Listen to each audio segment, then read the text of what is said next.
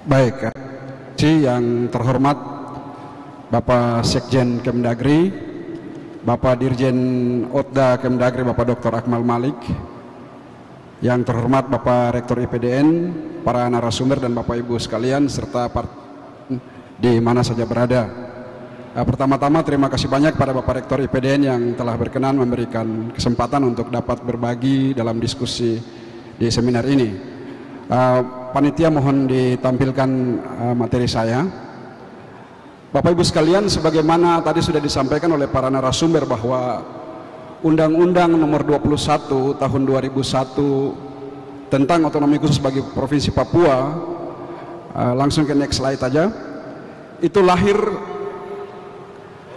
untuk dua hal. Yang pertama itu sebagai resolusi konflik Papua, dan yang kedua sebagai program atau implementasi percepatan pembangunan kesejahteraan. Nah, kenapa sebagai resolusi konflik? Karena kelahirannya itu diawali dengan konflik berkepanjangan yang terjadi sejak tahun 1960 sampai dengan tahun 2000, sehingga pada tahun 99 dan tahun 2000 itu lahir dua TAP MPR yang mengamanatkan harus ada resolusi konflik dan percepatan pembangunan kesejahteraan. Yang kedua, kenapa perlu ada percepatan pembangunan kesejahteraan? Karena teman-teman provinsi lain mulai dari Aceh sampai dengan Maluku itu sudah mulai membangun provinsinya sejak tahun 1945.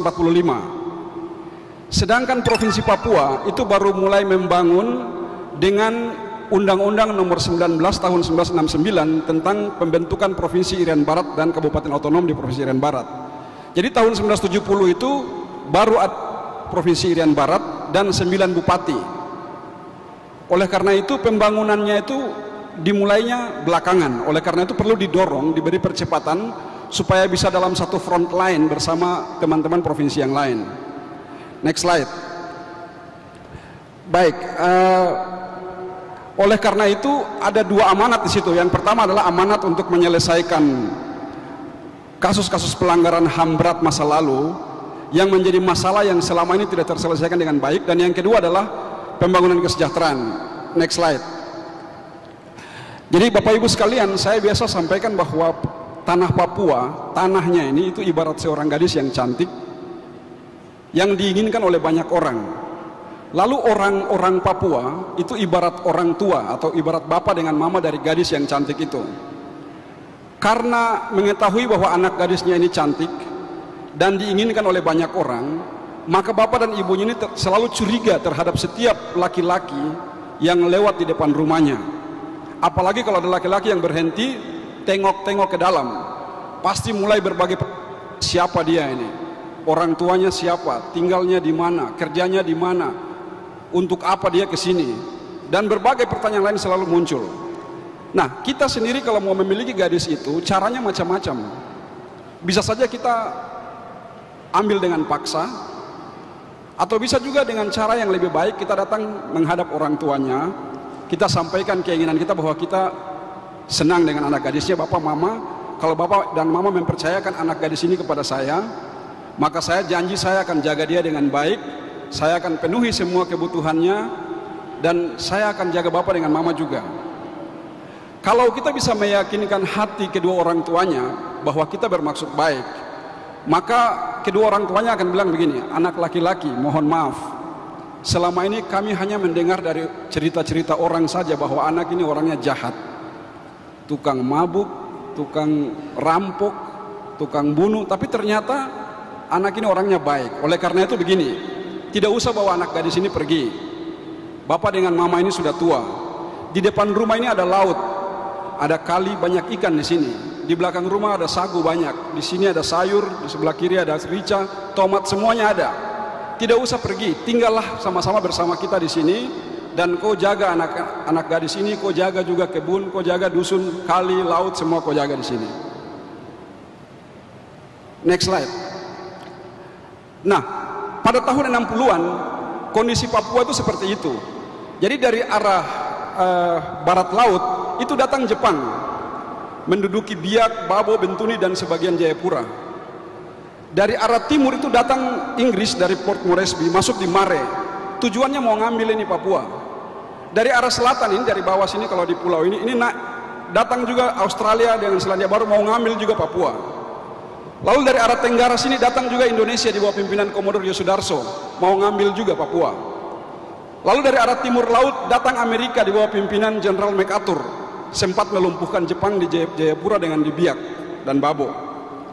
Lalu di atas tanah ini ada duduk juga Belanda. Belanda ini dia bilang, loh kalian ini mau ngapain? Papua ini punya saya. Nah, pada saat itu Ratu Juliana, anaknya namanya Beatrix, dia perintahkan kapal perang terbesar Belanda dari Rotterdam, itu namanya Karel Doorman, datang untuk mengusir semua mau ngambil Papua. Lalu ada saudaranya Presiden John Kennedy, namanya Robert Kennedy, itu dia mempertemukan Presiden Soekarno dengan Presiden John Kennedy di Dalat di Vietnam. Dia sampaikan bahwa kita tidak usah ikut merebut Indonesia, Papua. Kita cukup membantu Indonesia dan kita tidak akan kehilangan hak politik dan hak ekonomi di Papua. Maka lahirlah sejumlah pertemuan-pertemuan Indonesia dengan Belanda yang difasilitasi oleh Amerika.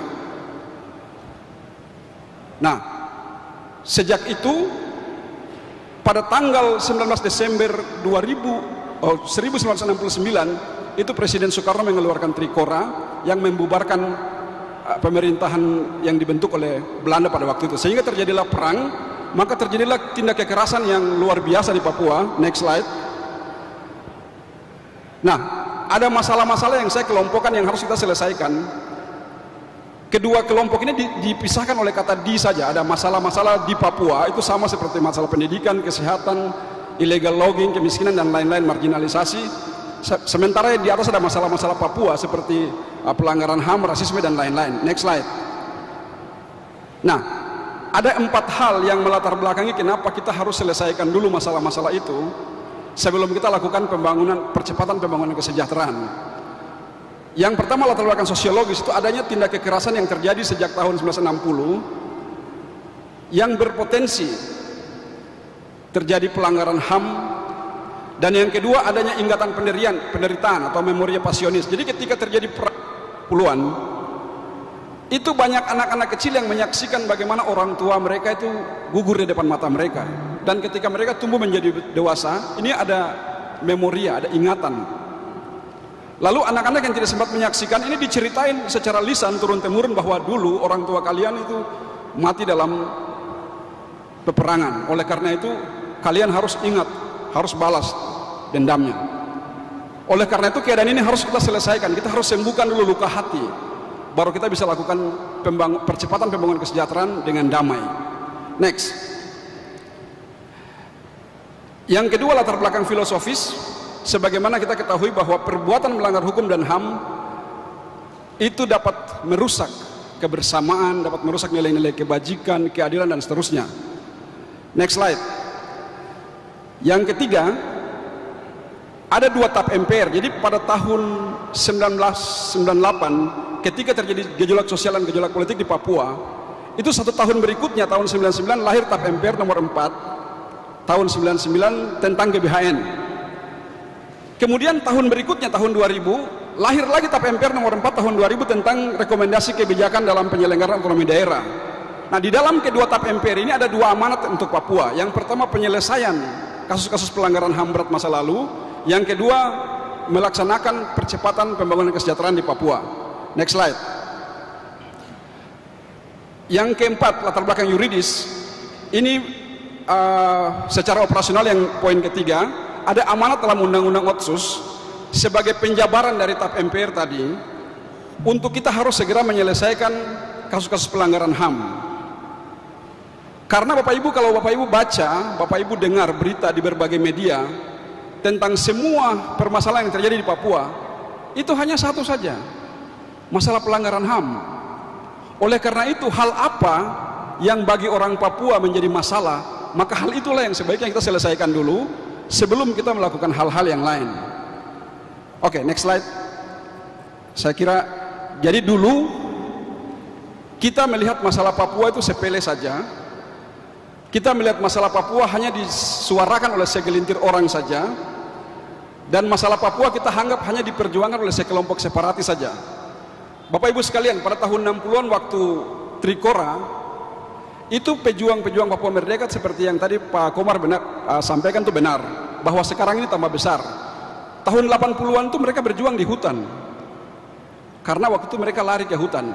Tapi tahun 90-an, kalau Bapak Ibu rekord baca semua berita-berita kasus-kasus yang terjadi, itu mereka sudah berjuang di Manokwari, di Jayapura, di Merauke, di kota-kota. Lalu tahun 90-an, dekade berikut lagi, itu kita sudah dengar mereka ditangkap di Jakarta, di Surabaya, di Bandung. Dan sekarang Bapak Ibu, kita sudah dengar mereka ada di Pasifik, ada di Eropa, ada di PBB, ada di... Jadi kita tidak bisa anggap sepele lagi.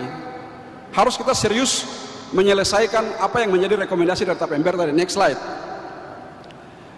Jadi dulu masalah Papua diperjuangkan dengan isu HAM, yang mana kita masih bisa klarifikasi dan dunia internasional pun masih bisa toleransi juga.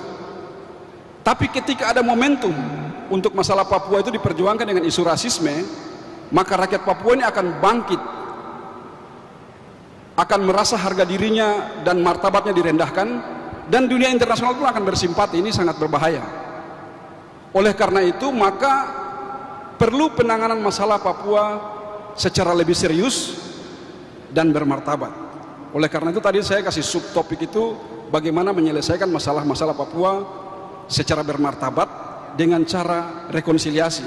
Kenapa rekonsiliasi? Karena rekonsiliasi diamanatkan dalam TAP MPR dan juga dalam undang-undang Otsus sendiri pasal. Ya, saya kira next slide saja. Ya, next saja terus ini. Baik, next saja. Ini langsung saja ke slide terakhir. Ya, oke. Jadi Bapak Ibu sekalian, di Papua, di kampung-kampung itu sering juga ada konflik yang berujung juga pada jatuhnya korban jiwa. Apakah konflik masalah perempuan, konflik masalah tempat cari makan, konflik sosial, konflik politik, misalnya masalah pemilihan kepala kampung atau kepala daerah, macam-macam. Yang juga ada korban juga. Tapi kemudian orang di kampung bisa kembali hidup berdampingan secara damai, berburu sama-sama, cari ikan sama-sama, cari makan sama-sama, seolah-olah tidak ada konflik. Padahal konfliknya sudah diselesaikan secara damai. Kenapa bisa diselesaikan secara damai?